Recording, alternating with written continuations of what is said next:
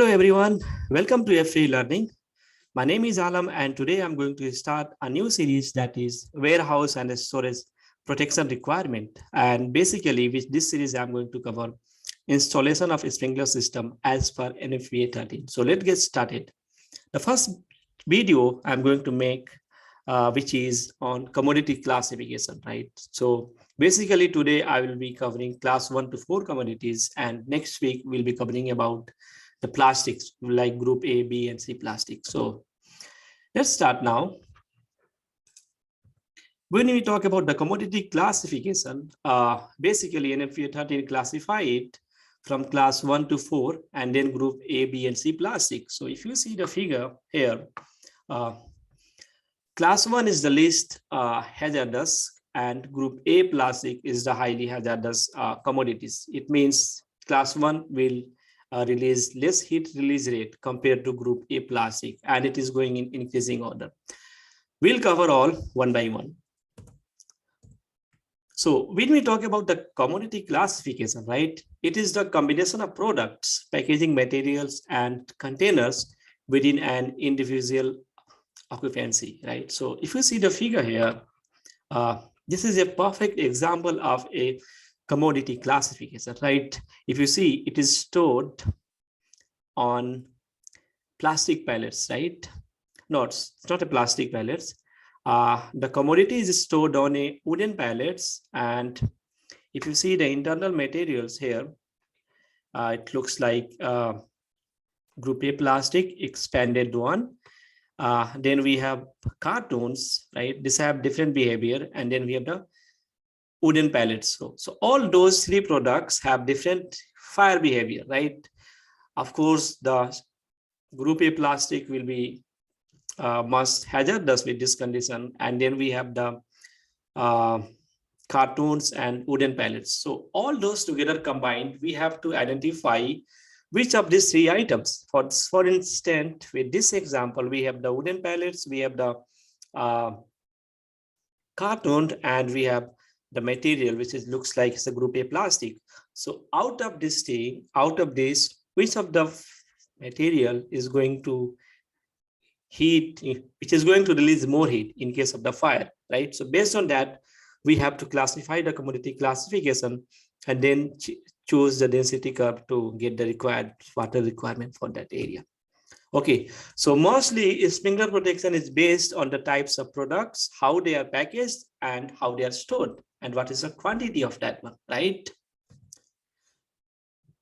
Why it is so important? Commodity classification it starts at the first stage of your sprinkler system design. So let's say the importance of the commodity classification.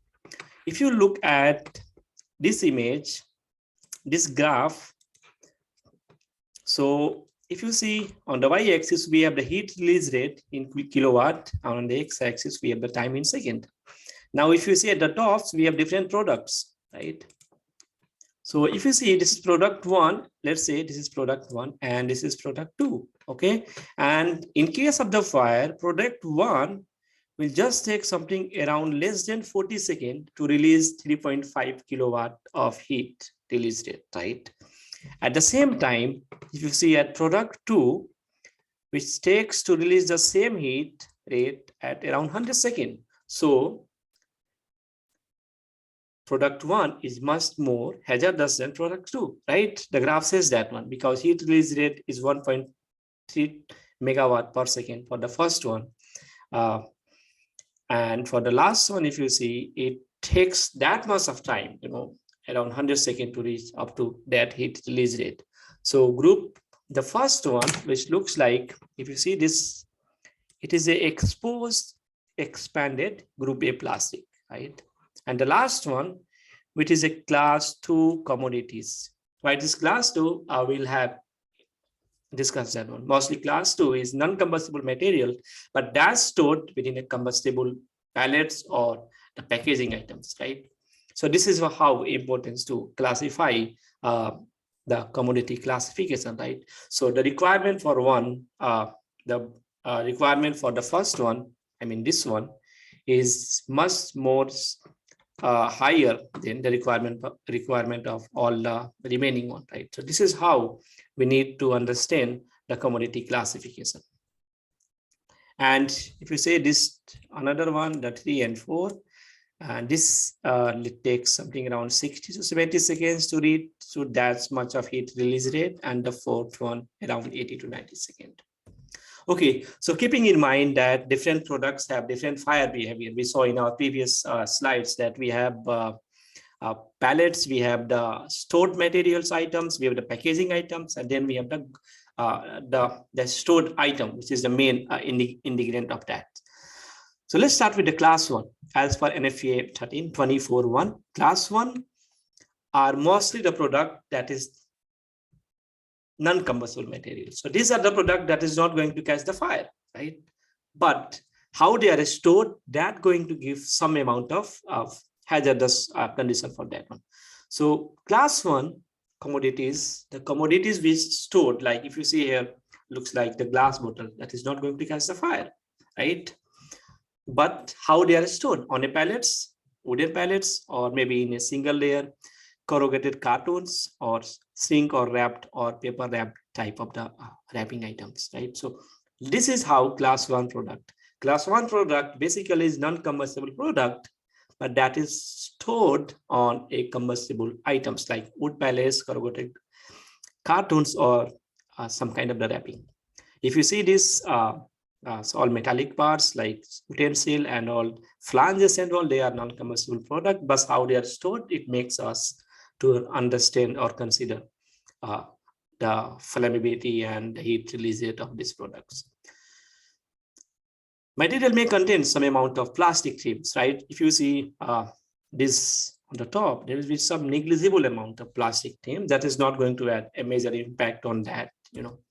And if you want to see the list of class 1 products, I'll be coming to that point at the end of this lecture, and I'll show you in NFPA 13 where you can find the different kind of the products that comes under which categories, right? Class 2 are similar to class 1 products, so everything is the same, but they are stored in a combustible package, such as same like before.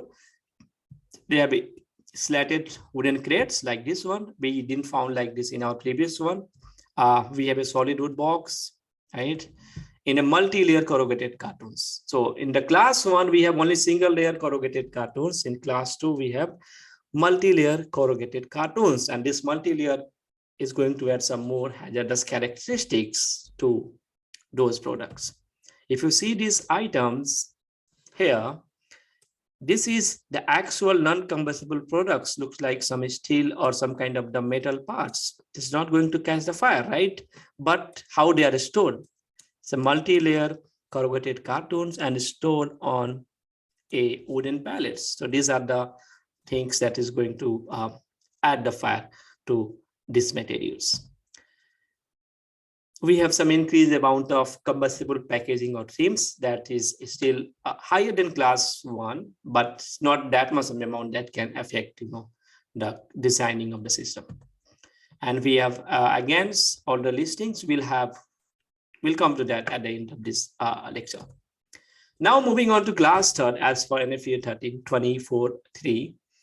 These are the items made of wood, paper, or natural fiber materials, or group C plastics, right? With or without phthalates. You know, so these are, you know, now we are increasing in heat release rate from class 1 to class 2 or class 3, right? So what can be class 3? It can be wood, paper, natural fiber, or group C plastics. So group C plastic mostly they consider as class 3 commodities. Okay, so if you see the figure here, this is a perfect example of class 3 commodities. We have wooden pallets, we have the corrugated cartons, and then we have some kind of the products, you know, natural fibers or looks like group C plastics.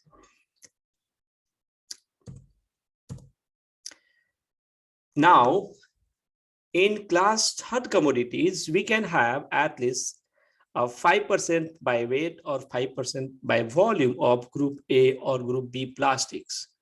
Now, by weight or by volume, this is another topic that I'll be covering in my coming videos.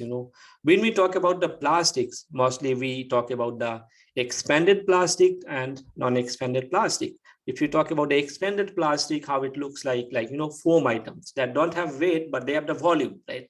And if you see some unexpanded plastic, like some solid kind of the materials, which is not expanded during the manufacturing process. What are those all?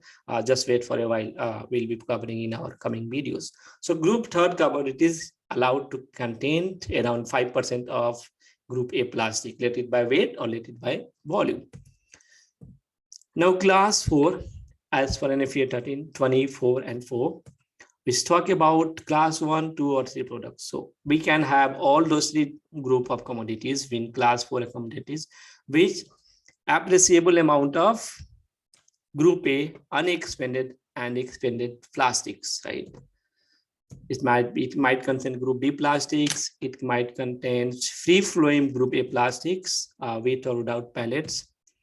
And the best is that in class 4 commodities, we can have around 5 to 15% by weight or 5 to 25% by volume of group A plastic. So in class 4, we can have, something around up to 25% of plastic by volume or 15% by weight of the plastics. Because that is a fact. When you have a storage, when you have a warehouse, like let's say a mercantile buildings or a mall, or a kind of a supermarket, they have all different kind of the products. So we are not going to say that they are not having group A plastic. They must have group A plastic, right? They might use for the packaging items, for the storage or for the combustible. But in class 4, we cannot have higher than 15% by weight or 25% by volume of group A plastics. So that's all about today. Commodity classification is all about, selecting the correct types of material that you are going to store within your buildings, right? Within your warehouse, within your warehouse or storage areas. The best the best suggestion I can give to you, that if you are designing, if you encounter any kind of those things, and that is a new, and you are working from the zero, right? Means feed design and all kind of the steps, and you don't know what they are going to store. So you have to ask the owner of the properties that what you are going to build in this warehouse, what you are going to store. Get those ideas from those. They are the one who will tell you what they are going to do with their business, right? If they are not clear about that one, you should ask them what are they going to what are the items they are going to put into that, and try to get the exact idea before going to next step, of calculating the quantity of water or the duration requirement, height, and all those requirements. That's for now. I hope you like this video. If you like that video, please subscribe, share, and if you want to connect me, you can connect me through LinkedIn, Facebook, or Gmail ID, which is learnfp@gmail.com. So let me know if any topics you want to discuss, cover in coming videos on storage section only, so that I can cover for you in sequence order. So next week I'm just gonna start with group A, B, and C plastic, and then we'll go some kind of the adjustment, and then we'll move on to the workflow system. It takes some time, to learn, but slowly and steadily I'll be achieving from 0 level all to the top level. So thanks for joining. I'll see you next time. Bye bye.